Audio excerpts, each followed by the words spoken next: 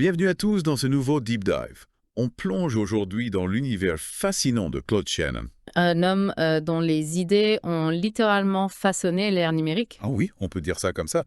Préparez-vous parce qu'on va découvrir comment ce génie a relié des domaines apparemment aussi éloignés que l'algèbre de Boole, Et les circuits électriques. révolutionnant au passage le monde de l'informatique. Et croyez-moi, son histoire est pleine de surprises. Ah, Saviez-vous que sa thèse de master de 1938 de 1938. a été qualifiée de plus importante thèse de master du siècle? Ah ouais, quand même. Accrochez-vous, ça va décoiffer. Bon, je suis prêt.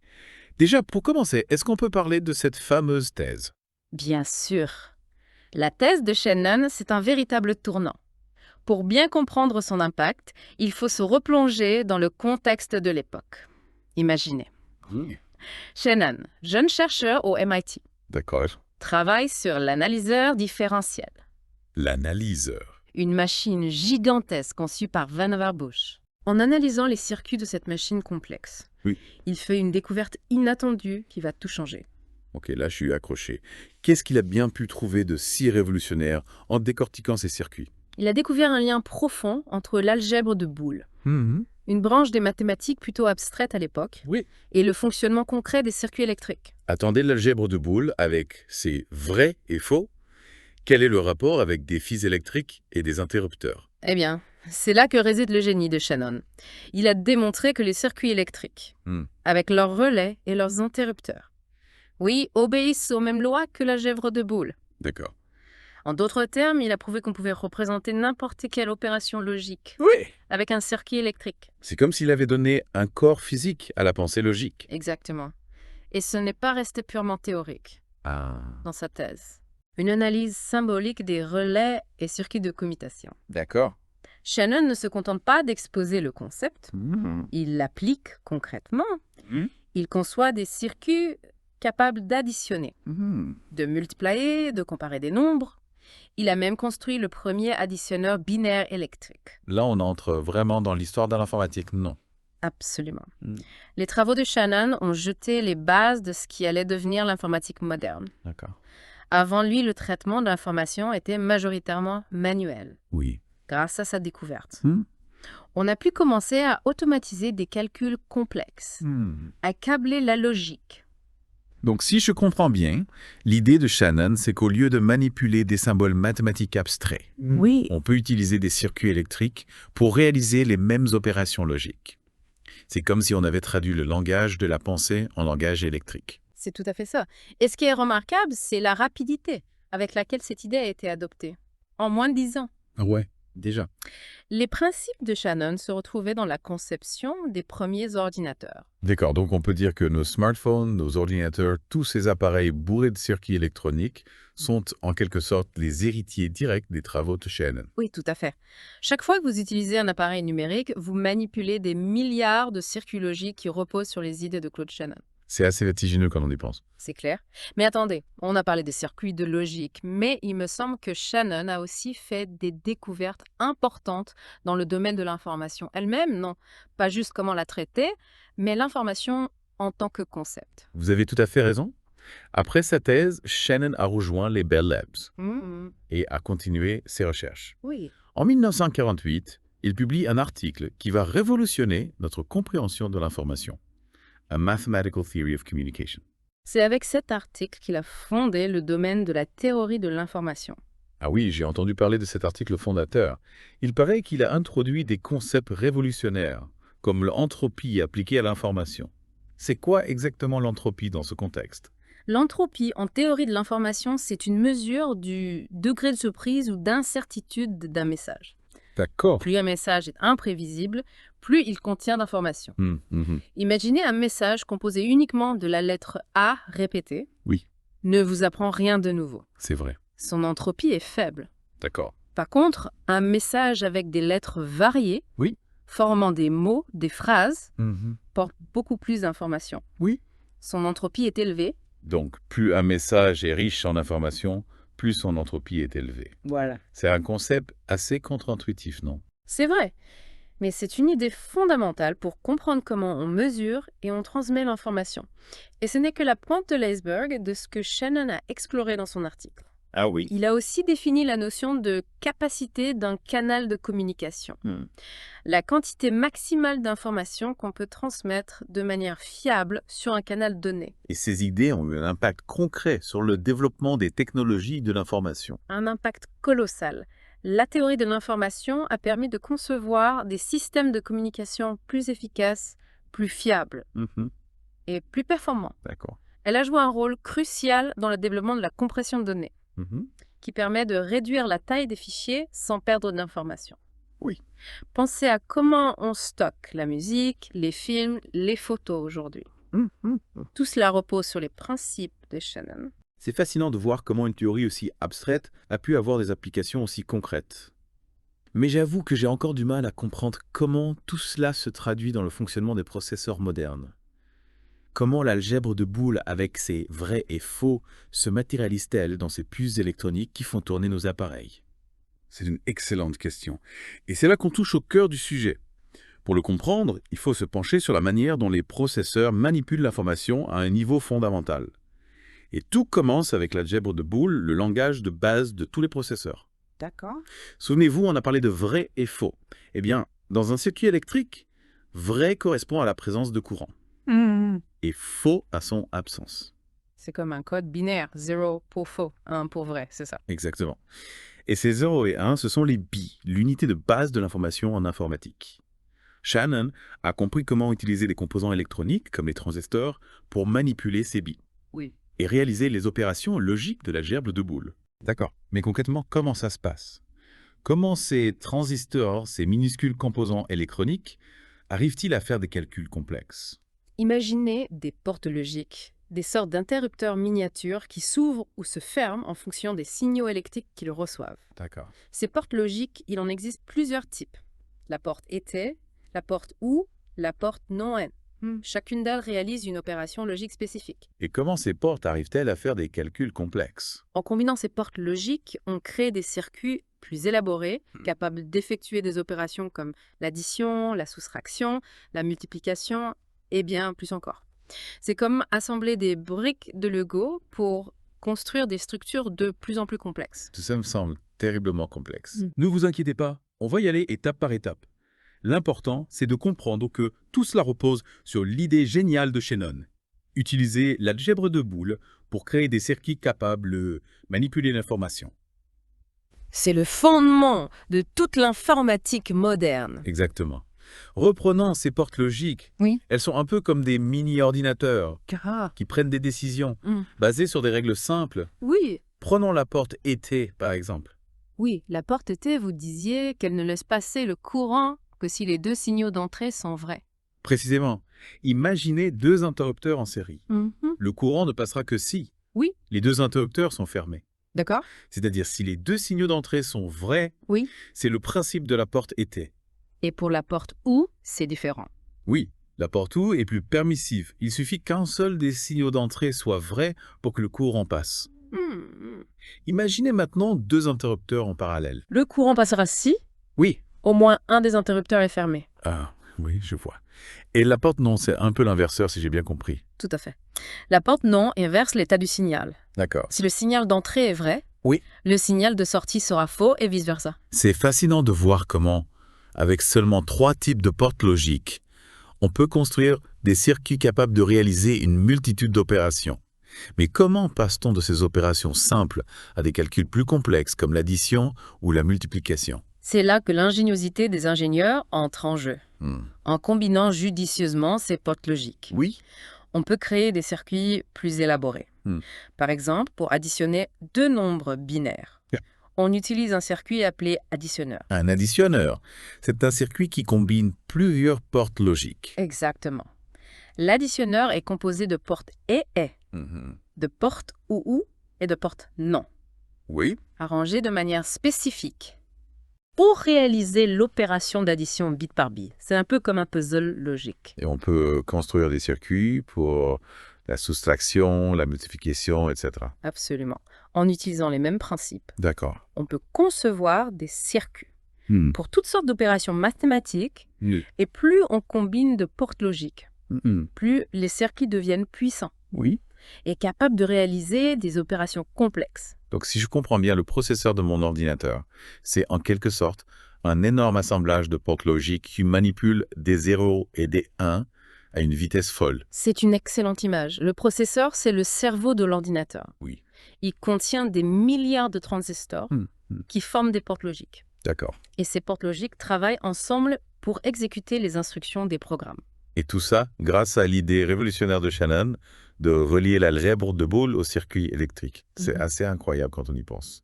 Oui, c'est une idée qui a littéralement changé le monde. Grâce à Shannon, on est passé du calcul manuel à l'automatisation, ouvrant la voie à l'informatique moderne. C'est clair. Mais en parlant d'idées révolutionnaires, on a un peu mis de côté la théorie de l'information de Shannon. On a parlé de l'entropie, mais j'aimerais bien qu'on explore un peu plus ce concept. Pourquoi est-il si important pour comprendre l'information? L'entropie est un concept clé, parce qu'elle nous permet de quantifier l'information. D'accord. Souvenez-vous, Oui? on a dit que plus un message est imprévisible, plus il contient d'informations. Oui. L'entropie permet de mesurer cette imprévisibilité. D'accord. Mais en quoi est-ce important pour les technologies de l'information? Prenons l'exemple de la compression de données. Oui. L'idée de la compression, c'est de réduire la taille d'un fichier, sans perdre d'informations essentielles. Et pour y parvenir, Wow. on utilise des algorithmes qui exploitent les redondances dans l'information. D'accord. En gros, on cherche à éliminer les répétitions inutiles. Donc, plus un fichier contient de redondance, plus on peut le compresser. Exactement. Et l'entropie nous permet de mesurer le degré de redondance d'un fichier et donc son potentiel de compression. D'accord. C'est un concept fondamental pour la conception des algorithmes de compression. C'est fascinant. Je n'aurais jamais imaginé que la notion d'entropie pouvait avoir des applications aussi concrètes. L'entropie est un concept très puissant qui a des implications dans de nombreux domaines de la communication à la cryptographie en passant par l'analyse de données. En parlant de cryptographie, j'ai lu que Shannon avait aussi travaillé sur le chiffrement des messages. C'est vrai. Oui, Shannon s'intéressait beaucoup à la sécurité de l'information. Il a publié un article en 1949 D'accord. intitulé Communication Theory of Secrecy Systems, qui est considéré comme l'un des fondements de la cryptographie moderne. Et quelles étaient ses idées principales dans cet article? Shannon a défini les concepts de base de cryptographie moderne comme la distinction entre la sécurité théorique et la sécurité pratique d'un système de chiffrement. D'accord. Il a aussi introduit la notion de distance d'unicité qui mesure la quantité de texte chiffré nécessaire pour retrouver la clé de chiffrement. Donc, grâce à Shannon, on comprend mieux comment concevoir des systèmes de chiffrement robustes. Tout à fait.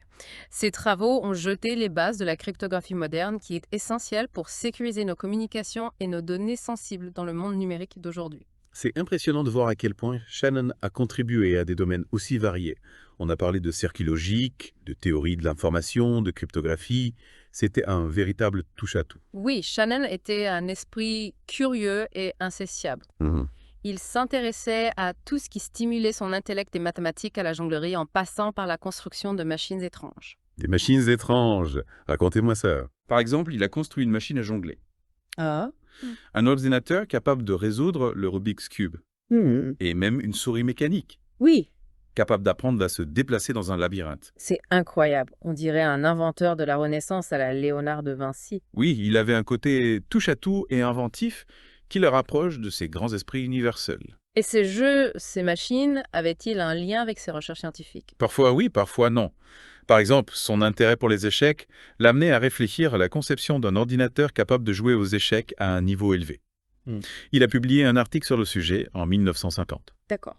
bien avant que les ordinateurs ne soient assez puissants pour réaliser ce rêve. Et on sait qu'aujourd'hui, les ordinateurs sont capables de battre les meilleurs joueurs d'échecs du monde. Exactement. Shannon avait anticipé cette évolution dès les débuts de l'informatique. On voit que son esprit était toujours en ébullition à la recherche de nouveaux défis. Mais dites-moi, est-ce que toutes ces inventions, tous ces centres d'intérêt avaient un fil conducteur, une sorte de vision globale? Oui, je pense que le fil conducteur de tous les travaux de Shannon, c'est sa fascination pour l'information. Ouais. Que ce soit en analysant les circuits électriques, en définissant les lois de la communication, Oui. en concevant des systèmes de chiffrement, ou en construisant des machines à jouer. Oui. Shannon cherchait toujours à comprendre et à maîtriser l'information. C'est une belle façon de résumer sa vie et son œuvre. Oui. Shannon, l'homme qui a décrypté l'information. Exactement. Et son héritage continue de nous inspirer aujourd'hui alors que nous vivons dans un monde saturé d'informations. C'est une excellente transition vers la dernière partie de notre deep dive. On va explorer l'impact durable de Shannon sur le monde moderne et les questions que ses travaux soulèvent encore aujourd'hui. Et cette fascination pour l'information, elle transparaît même dans ses activités les plus ludiques. Ah oui? Vous avez mentionné sa machine à jongler. Oui. Eh bien, ce n'était pas qu'un simple gadget pour Shannon. Non. C'était un terrain d'expérimentation pour explorer les liens entre les modèles, l'information et le contrôle. C'est-à-dire, en quoi le jonglage est-il lié à l'information? Pour construire sa machine, Shannon a dû modéliser mathématiquement les trajectoires des balles, utiliser des capteurs pour détecter leur position et programmer des moteurs pour les propulser. D'accord. C'est un bel exemple de la manière dont on peut utiliser l'information pour contrôler un système physique. Donc, en quelque sorte, jongler, c'est manipuler de l'information. Exactement. Et Shannon l'a bien compris.